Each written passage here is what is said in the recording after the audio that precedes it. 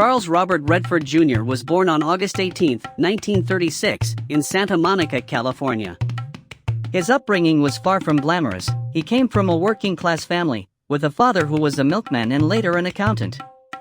Redford's childhood was marked by a restlessness and a rebellious spirit that often put him at odds with the traditional academic system. He was, by his own admission, a bad student who found solace and purpose in sports and art. After graduating from Van Nuys High School, he briefly attended the University of Colorado on a baseball scholarship. However, his time there was cut short by heavy drinking, leading him to lose his scholarship and drop out. This early setback wasn't a failure, but a pivotal moment of self-discovery. Redford decided to travel to Europe, living a bohemian lifestyle in France, Spain, and Italy, where he pursued his passion for painting. This period was crucial in shaping his artistic sensibilities and broadening his worldview. Upon returning to the United States, he settled in New York City, where he continued to study art at the Pratt Institute. He eventually gravitated toward acting, first studying set design and then performance at the American Academy of Dramatic Arts.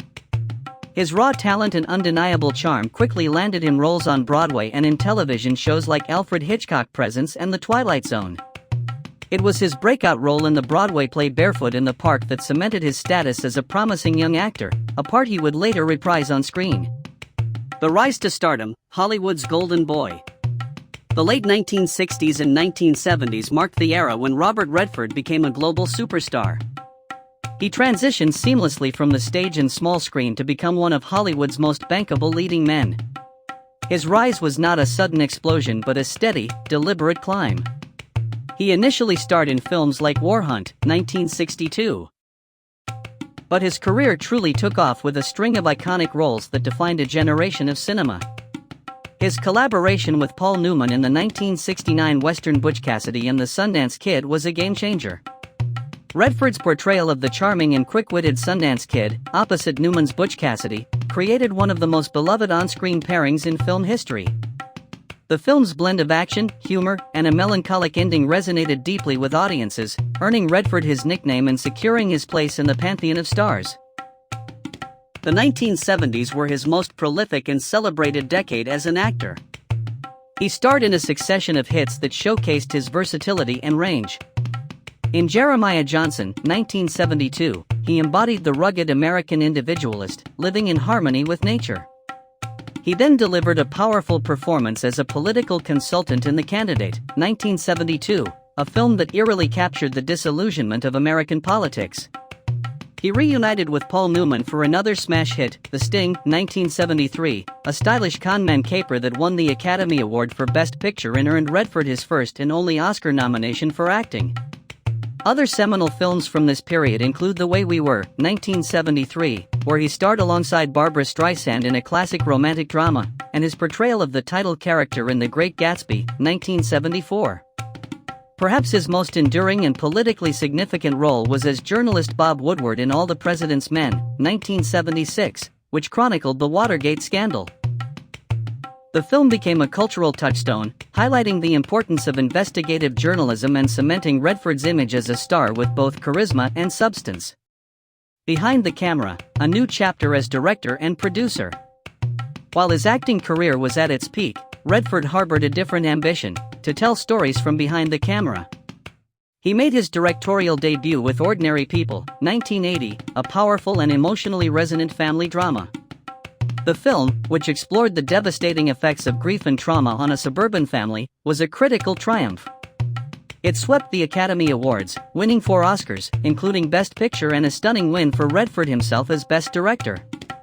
This victory proved that his talents extended far beyond his leading man good looks and established him as a serious filmmaker.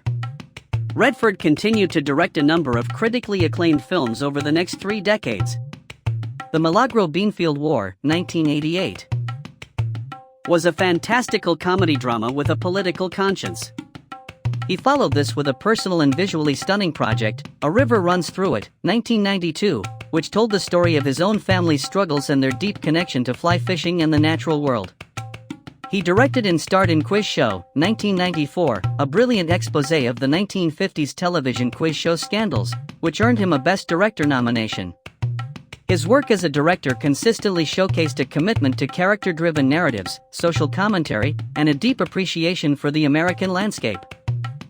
Beyond his own films, Redford's most profound and lasting contribution to cinema is the Sundance Institute. Founded in 1981, the non-profit organization was a direct result of his desire to foster a community for independent filmmakers, a place where new voices could be discovered and supported outside the confines of the mainstream studio system. The institute began with a series of labs and workshops, where emerging artists could develop their scripts and directing skills with guidance from established professionals. A few years later, Redford folded the existing Utah/US Film Festival into his organization, renaming it the Sundance Film Festival. What started as a small regional festival grew into the premier showcase for independent cinema in the world. Sundance became a launchpad for countless careers, introducing audiences to groundbreaking films and directors like Quentin Tarantino, Steven Soderbergh, and the Coen brothers.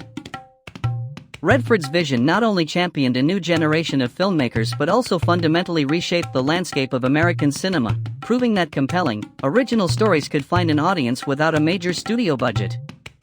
Later career, environmental activism, and death. In his later years, Redford continued to act, direct, and produce, often selecting roles that subverted his iconic status. He starred in films like All Is Lost, 2013, where his almost silent performance as a lone sailor fighting for survival earned him widespread critical acclaim. He also appeared in a number of blockbuster films, including his memorable turn as Alexander Pierce in Captain America: The Winter Soldier, 2014, proving his relevance to a new generation of filmgoers. His final acting role was in The Old Man and the Gun, 2018, a fitting swan song where he played an aging, charismatic bank robber. Throughout his life, Redford was a passionate and outspoken advocate for environmentalism and political causes. His connection to nature, fostered in his youth and cemented by his ownership of vast lands in Utah, led him to become a lifelong champion for conservation. He served for decades as a trustee for the Natural Resources Defense Council, NRDC, and used his platform to raise awareness about climate change and the importance of protecting public lands. He consistently used his voice and his art to promote environmental consciousness, and his legacy is as much about his activism as it is about his films. Robert Redford passed away on September 16, 2025, at the age of 89. His death marked the end of an era for Hollywood, but his legacy endures. He was more than just a movie star, he was a cultural force who used his fame to create spaces for artists, to advocate for the planet, and to inspire a new generation of storytellers. From the rugged charm of Sundance Kid to the quiet wisdom of a respected director and elder statesman, Robert Redford left an indelible mark on cinema and the world.